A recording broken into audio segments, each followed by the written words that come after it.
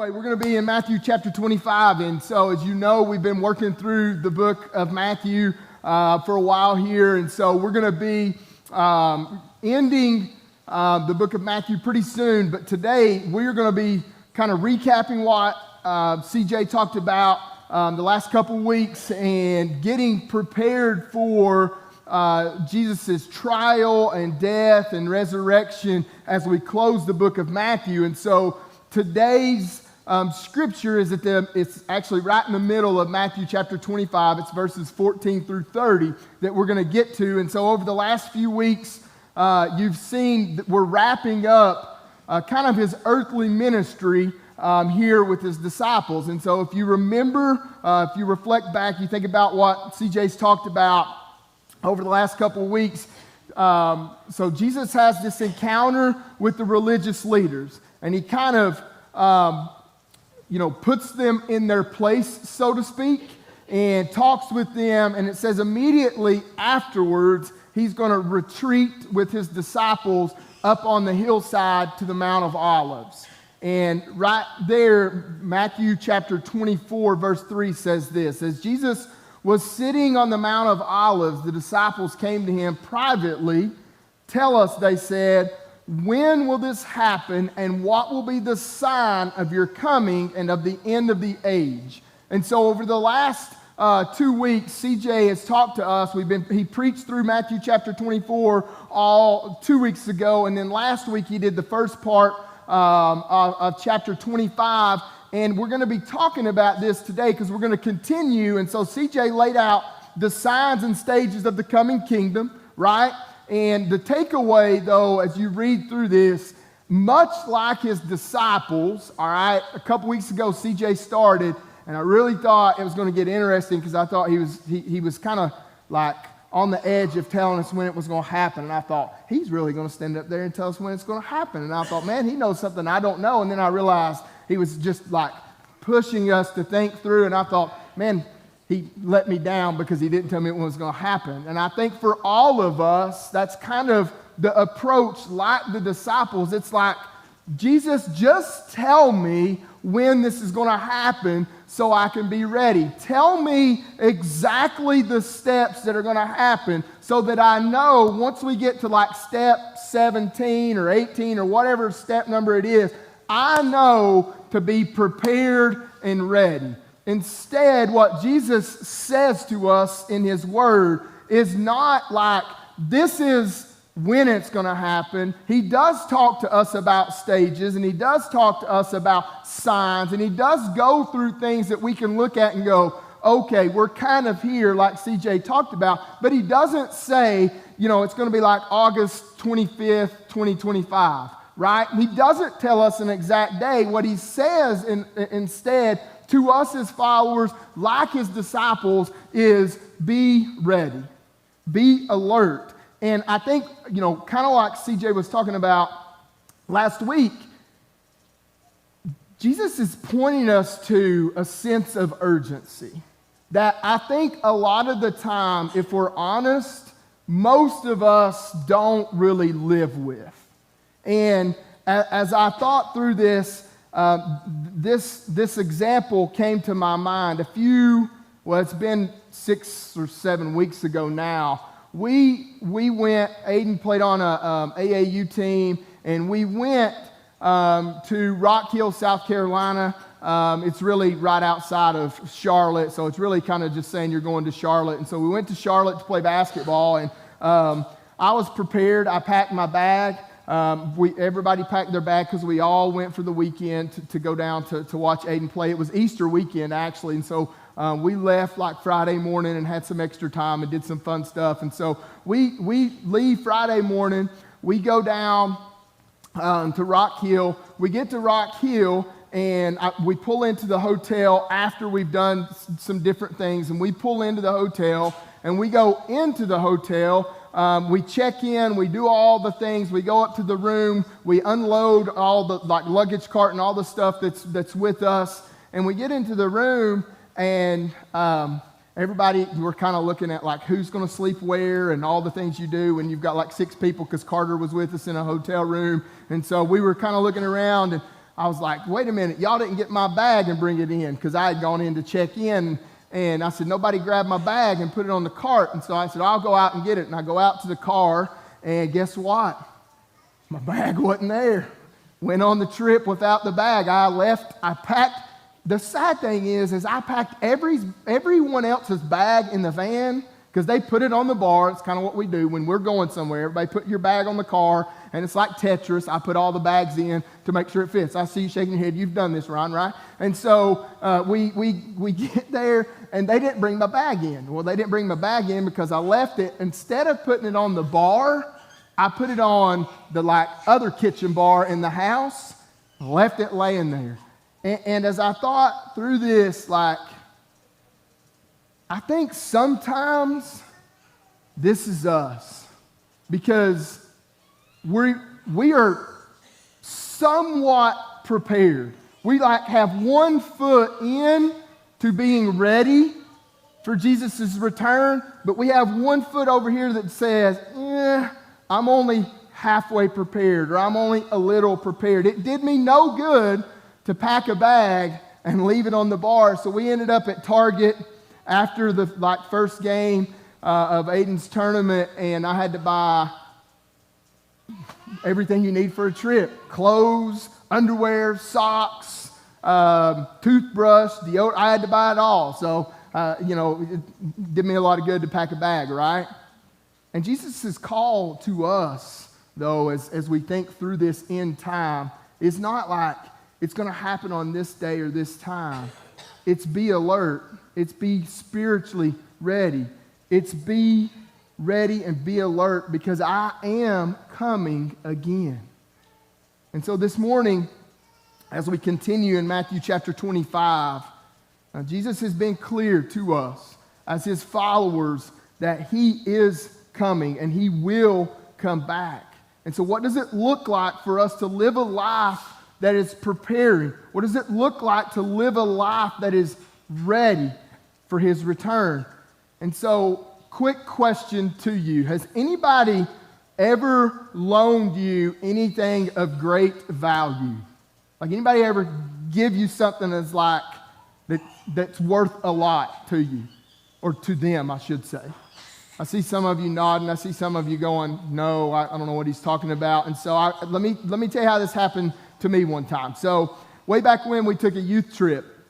And we took this youth trip to Myrtle Beach. And because we only have one church van, it would not hold everybody that was going on the trip. So we called Todd Love, who was very, very generous to us and gave us vans. And he gave us, so we had our church van, and he gave us 2 smaller vans because his 15-passenger van at the time was loaned out.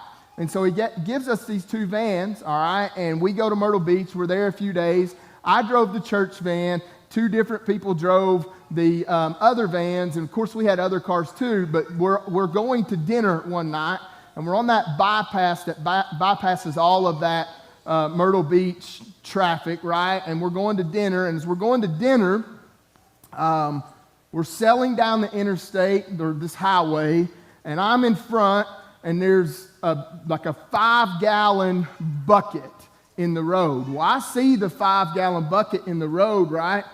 There's a car on this side, and so I have to wait till the car on this side passes. Probably should have braked, by the way, but I didn't.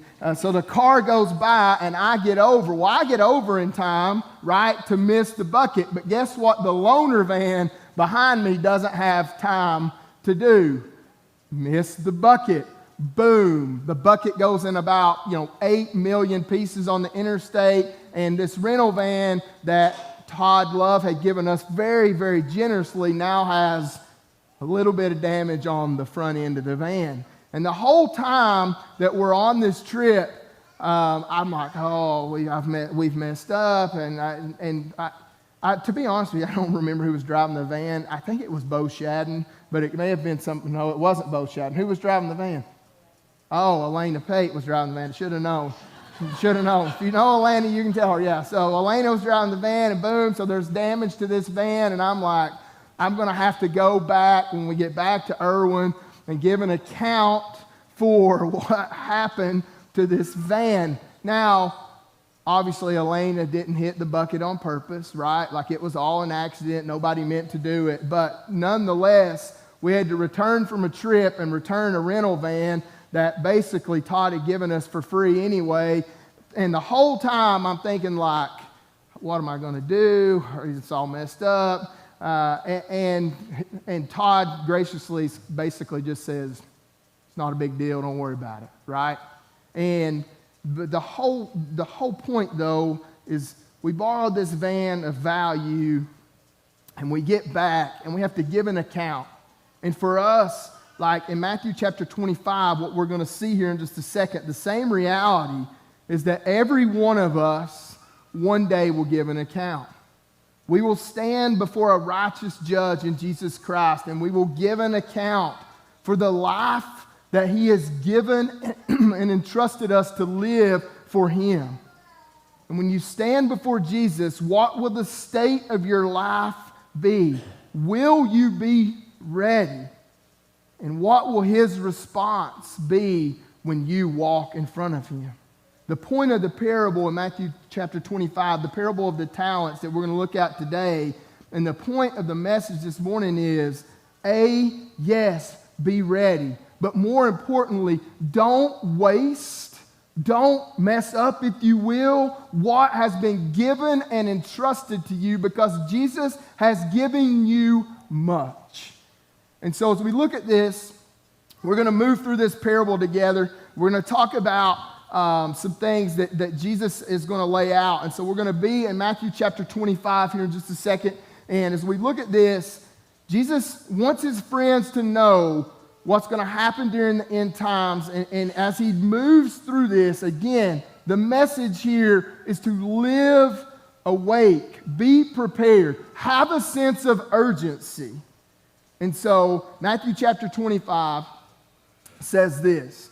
He says, again, all right? So pause. This is why it's important to understand the context. Again, it is referring to the kingdom, which he started way back over at the beginning of chapter 24. All right? Again, the kingdom, it will be like a man going on a journey who's called his servants and entrusted his wealth to them. To one he gave 5 bags of gold, to another 2 bags, and to another 1 bag, each according to his ability. Then he went on his journey. The man who had received 5 bags of gold went at once and put his money to work and gained 5 bags more. So also the one with 2 bags of gold gained two more. But the man who had received 1 bag went off, dug a hole in the ground, hid his master's money. After a long time, the master of those servants returned and settled accounts with them. The man who had received 5 bags of gold brought the other 5. Master, he said, you entrusted me with 5 bags of gold. See, I have gained 5 more. His master replied, well done, good and faithful servant. You have been faithful with a few things. I will put you in charge of many. Come and share your master's happiness. The man with 2 bags of gold also came. Master, he said, you entrusted me with 2 bags of gold. See, I have gained 2 more. Then the man who had received 1 bag of gold came. Master, he said, I knew that you are a hard man, harvesting where you have not sown and gathering where you have not scattered. So I was afraid and went out and hid your gold in the ground. See, here is what belongs to you. And his master replied, you wicked, lazy servant. So you knew that I harvest where I have not sown and gather where I have not scattered seed. Well, then you should have put my money on deposit with the bankers, so that when I returned, I would have received it back with interest. So take the bag of gold for him and give it to the one who has 10 bags. For whoever has will be given more, and they will have an abundance. Whoever does not have, even what they have, will be taken from them. And throw that worthless servant outside into the darkness, where there will be weeping and gnashing of teeth.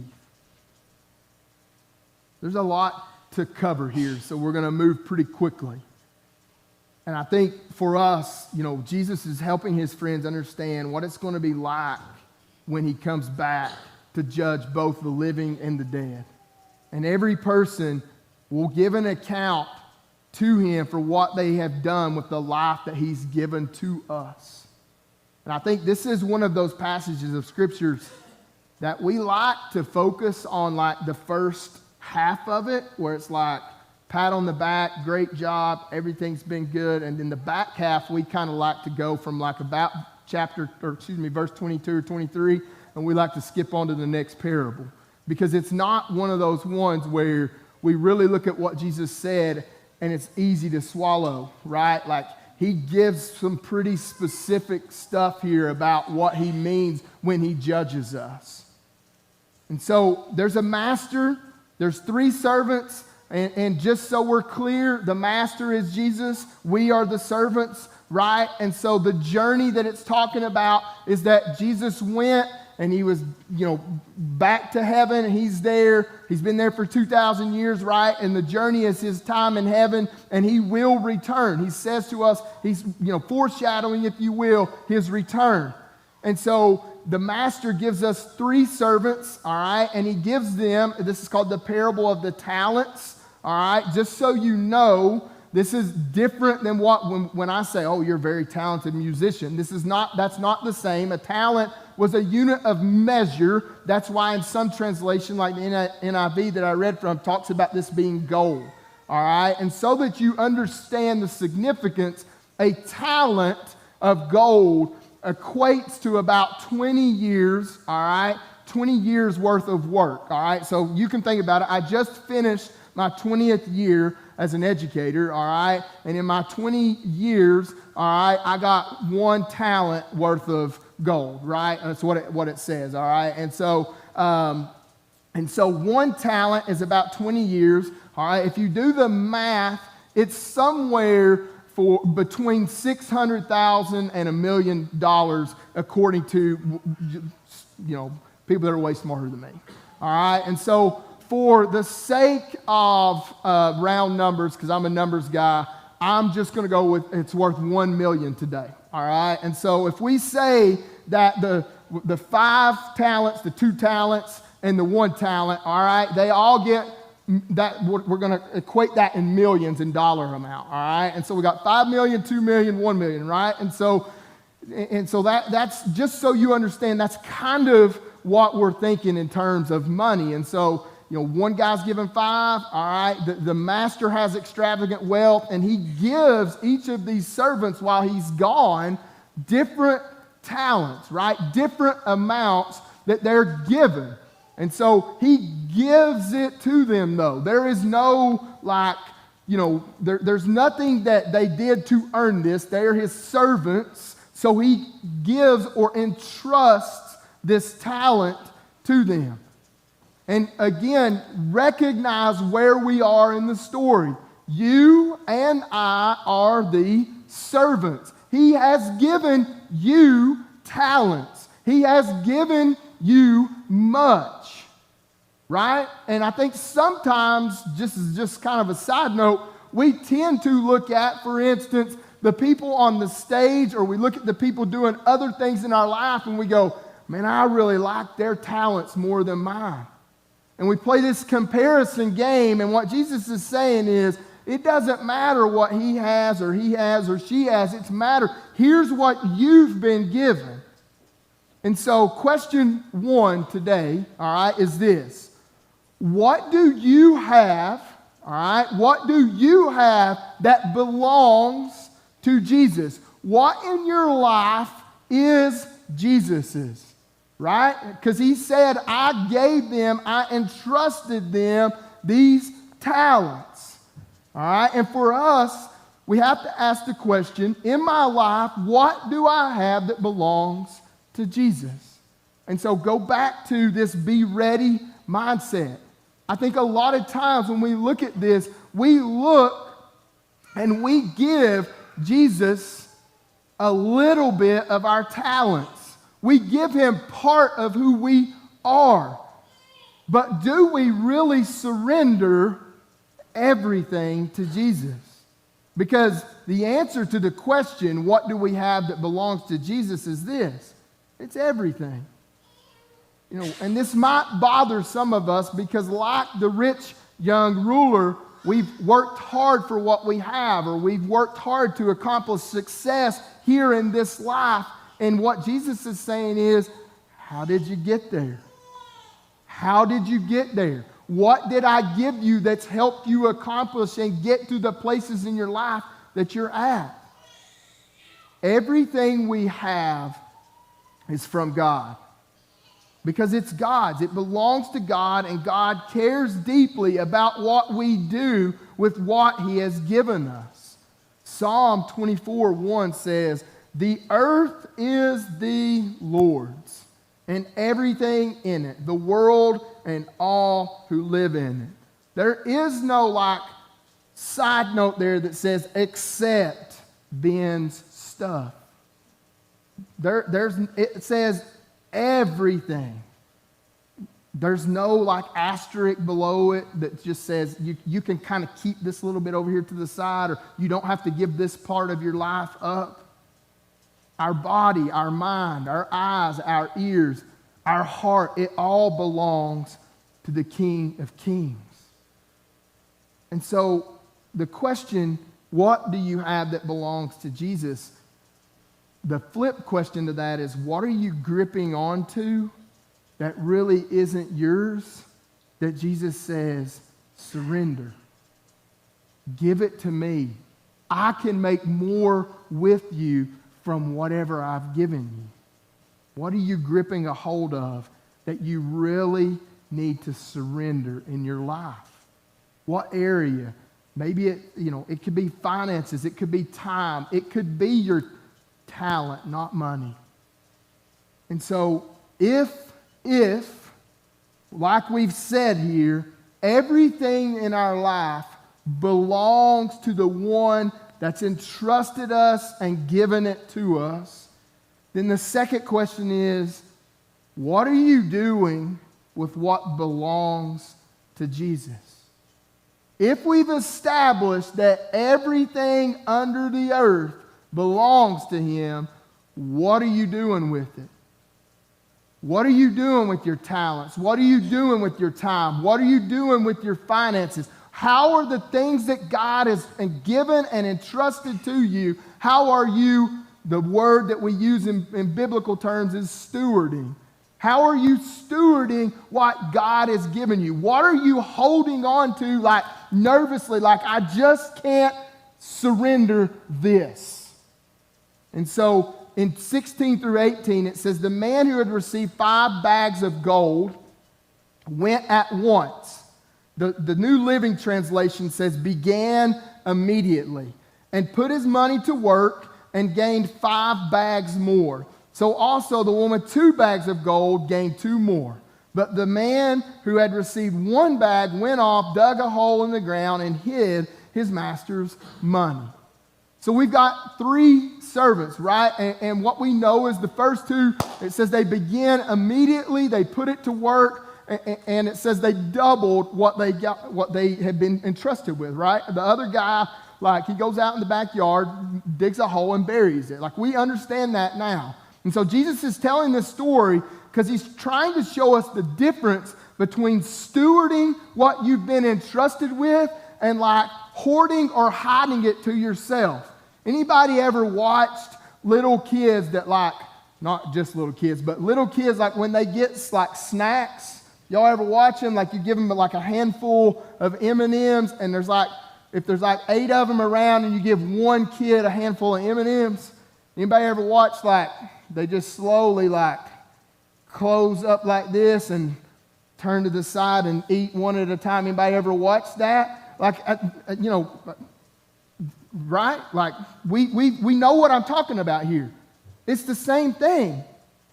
The servant with 5 talents, it says, at once, immediately, he goes right into action. His aim was to please the master. His aim was to help the master because the master had given him much. He understood, I've got a lot of stuff God has given me. The master has given me. So I'm going to jump right in and get to work because I can't waste what I've been given. And we don't know the details of exactly how they went from 5 to 10 or 2 to 4. It doesn't really tell us that. It doesn't really matter, all right? Jesus doesn't give like an account of step 1, step 2, step 3. But what we know is from the time the master left to the time the master returned, this servant went to work. And they maximized the resources that had been given to them. And that wasn't, I don't think what we see here is the servant's goal, all right, I don't think necessarily was to double. I don't think that part doesn't matter. What we see is that the servant knew the master, knew what he had been given, and immediately goes to work, except for the one. And the one still has a significant amount, but his aim was not to please the master, all right? That wasn't the aim of his life. He did nothing to maximize his potential or the resources. His title, his life didn't match what he had been given. He was considered a servant, but he wasn't actually serving. He was doing whatever it was he wanted to do because he knew when the master returned, he could go out in the backyard, dig this box of talent up or gold, whatever it was, and give it back to the master, and he wouldn't have lost it. And for us, we have to think about this for a second. How am I stewarding what's been given to me? I'm calling myself a Christian. I'm coming to church on Sunday. I believe the things that CJ preaches on a Sunday morning. But am I living in a way that shows I'm surrendered and I want to honor what talent has been put in front of me? And so I think we have to look at this from a practical standpoint. Do we seek luxury and comfort? Do we spend hours watching Netflix instead of, just a few minutes reading our Bible? Do we work and work and work and work trying to earn respect or become somebody in our career as opposed to doing the things that Jesus calls us to with our time and our talents? How are we viewing the things that we're putting into our life versus the outcomes that we're getting? 2 Corinthians chapter 5, verse 9 and 10 says, "So we make it our goal to please him, whether we are at home in the body or away from it. For we must all appear before the judgment seat of Christ, so that each one of us may receive what is due for us for the things done while in the body, whether good or bad." How can we be people who worry less about what we own and more about what we're stewarding with what's been given to us? So I think we have to change our mindset a little bit. And when we think through this, I think we have to ask questions like, what do you want your money spent on? And it's changing. Here's a little grammar lesson for you. It's changing the wording around here, because we typically ask, what do you want me to do with my money? What do you want me to do with my time? How do you want me to serve you with my talent? And what Jesus is saying is, it ain't really yours. It's mine. I gave it to you. I blessed you with it. I helped you. Your windows are down.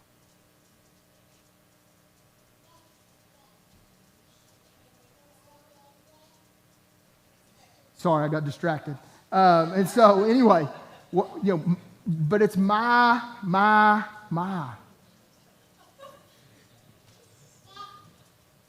So what do we do with what we've been given?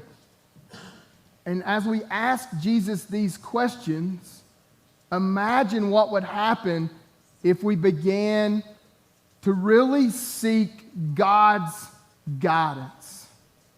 What would we do if we asked Jesus regularly, how do I spend your money, your time? And it's changing from a mindset of yours to ours to some degree, to actually getting away from this mindset of my and me.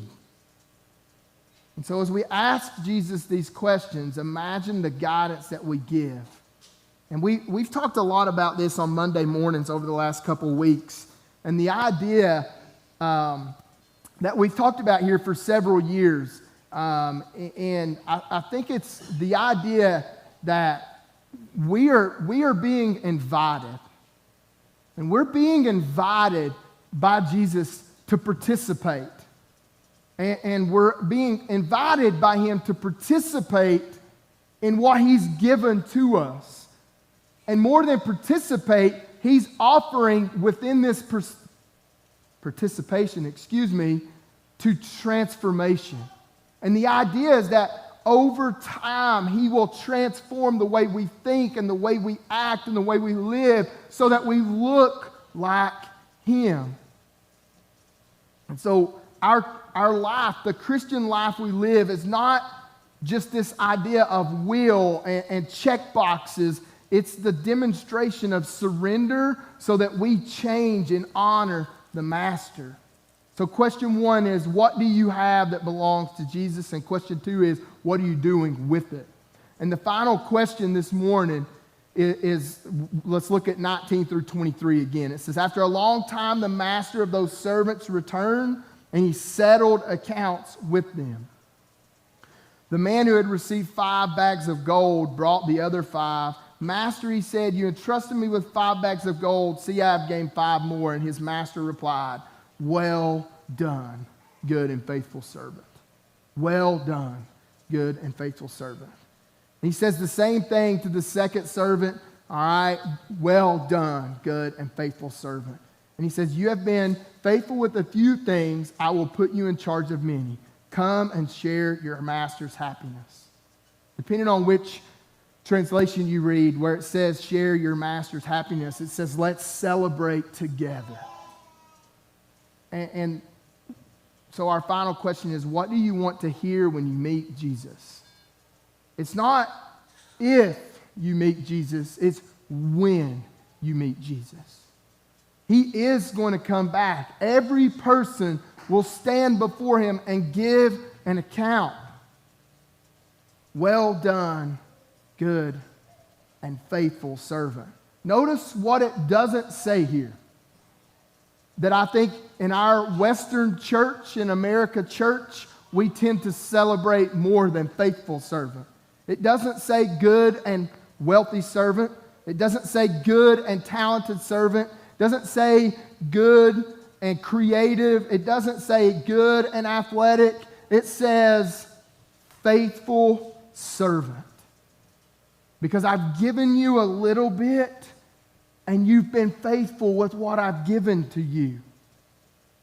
I want you to notice in this story that the master gives the same recognition to both of the servants, the one with 5 and the one with 2. And we have to recognize that, don't miss the fact, it doesn't matter what talents he's given to you, it matters what you're doing with them. Stop comparing and wishing you had someone else's talent. Use the talents you've been given. Embrace the life that God has put in front of you.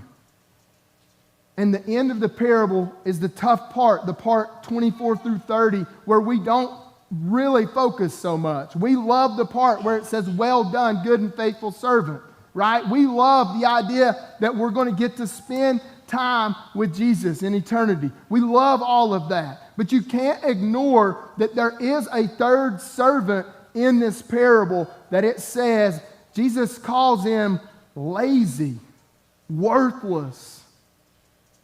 And that, just to be honest, that ain't real fun to stand up here and preach about. That first part, man, it feels good to stand up here and talk to you about being that well done and faithful servant.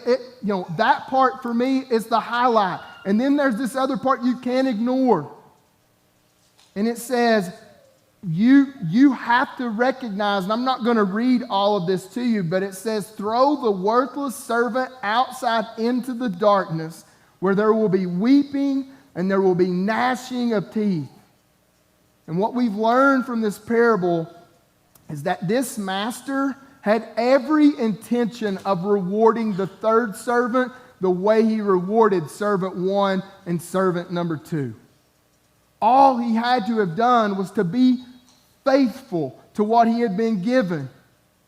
And I think we can't overlook how generous the master is, because he could have said, all right, I gave you 5, you turned it into 10, I'll take 7.5 and give you 2.5.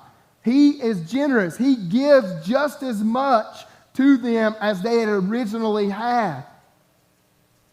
But we can't also understand the character of the master. The master expects of us to steward the things he's given to us. He expects us to move in a direction of surrender towards the things he has given us. And so this third servant was living for himself. He was living to protect himself. And this is a picture of a guy who didn't really know or understand the character of the master. The first two understood it. It says they went immediately and put it to work because they knew they had been given a lot. And so what's the consequence for a servant who doesn't know the master? The result is rejection. It's being left outside the gate. And according to this parable, instead of hearing, well done, good and faithful servant, he's separated from Jesus forever. And we saw the same thing in the parable last week where we had 5 that took oil and 5 that didn't, right? And Jesus is wanting us to understand something very clearly here. And that is, our life should match his expectations. And I think this is really difficult to talk about because this is what we've been talking about on Mondays. There's this idea of grace, right? And grace and Jesus alone save us from the wickedness that we are as men and women. Right? Like grace covers my sins and yours. But we read here and we read in James that we are to work out our salvation. It says to us to participate in becoming the people that God has given much to. And I think where this is tough is, I don't know exactly where you draw the line. I don't think that matters. What I think is this, what I know to be true from God's word is this: grace saves me and saves me only. But it also says in God's word to work out our salvation. And Jesus is saying to us here, you need to be ready. You will come and stand before me. And you will give an account. It's like the time that we took that van. When we took that van, and I was sure when I pulled back in to Irwin Motors that Todd Love was going to be furious with me. I was sure of it. And probably because if that was my van, I'd have been mad. Right? And when I pulled back in to Irwin Motors and I met him out there and I showed him the van, it was like, it'll be all right. We'll get it fixed. Right? And when I think through this, what I know to be true and what I see in Jesus is, he's calling us to give an account. We will give an account. It is coming. He doesn't tell us it's tomorrow or next week or 3 years from now, but he says, I am going to return. And I'm going to ask you what you did with what I gave you. I'm going to ask you with the talents and the time and the finances, all the things, what you did with what I gave you. And man, as I read this, you can't help but just like smile when you know that at that moment when you say, well, Jesus, here's what I did. First, he knows. But then when he says, well done, good and faithful servant. And what I would ask as we close this morning and as the band comes back is, where are you being faithful? What areas of your life are you surrendering regularly? Are you willing to let him push you and mold you into the person he's asking you and calling you to be? What areas do you have gripped tight? This is mine. And he says, no, it's not. I gave it to you. Surrender. Are you being faithful? Notice the whole idea here is knowing who the master is and being faithful with what he's given and loaned to you. And so this morning as we close, I just want you to think about this. This moment, I want you to close your eyes and we're going to pray in just a second. And I want you to think what it's going to be like. What's it going to be like when you step into his presence and he says to you, what have you done with what I entrusted you? What did you give? What did you earn? How did you spend that life I just gave to you? Let's pray. Lord, thank you so much for this time and opportunity to be here. We thank you so much for the stories that you tell and remind us to be ready, to be alert, to be ready to stand in front of you and give an account of what we did with what you gave to us to live with. Lord, as we close this morning, open our hearts and our minds to see the areas that we're just gripping onto and not willing to give you control of in our life. Help us to understand it is yours and it is yours alone that you have entrusted to us. And help us to just know that you love us, that you're there to walk through anything with us and step through those areas that we're holding on to. Help us to ask the hard questions in our lives of what we're going to do with what you have given to us. Help us to know that you are faithful to us, that you have rewarded us and given us more than we deserve or will ever earn. And as we prepare to close, Lord, if we've never surrendered our life to you, let it be today. Open our hearts to the places that we're holding captive and let us give those up to you, because you promise to do more with what you've given to us. Amen.